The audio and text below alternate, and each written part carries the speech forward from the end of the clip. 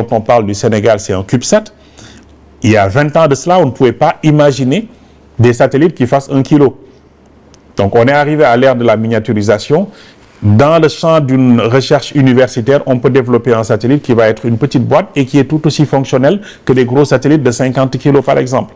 Donc aujourd'hui, c'est une opportunité pour l'Afrique. Les satellites ne coûtent plus aussi cher qu'avant. Leur fabrication n'est plus aussi complexe à la portée des étudiants. Et à partir de là, on arrive à faire des applications et des services par rapport à ces objectifs de développement durable.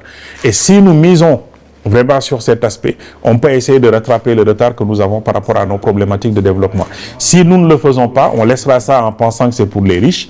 Et bien entendu, eux, ils continueront à l'exploiter, à se développer au détriment de nos pays. Donc, au final, ce n'est pas pour les riches. C'est accessible à tout le monde. Et nous sommes dans l'ère du New Space. On appelle ça le New Space. Les satellites ne coûtent plus cher, sont faciles à fabriquer. Et l'utilisation, c'est pour créer des services, mobilité, agriculture, santé, élevage, urbanisme, ainsi de suite. Et à partir de là, on répond à nos préoccupations de développement. Et c'est devenu d'ailleurs un enjeu pour l'Afrique. Je terminerai par dire que en l'espace de 20 ans, nous sommes à 53 satellites lancés depuis le continent. 53 satellites lancés par l'Afrique en 20 ans. Ça veut dire qu'on a compris maintenant qu'on ne doit plus penser que c'est pour les riches. On ne doit plus laisser ça uniquement aux Occidentaux. C'est devenu une ambition pour le continent africain.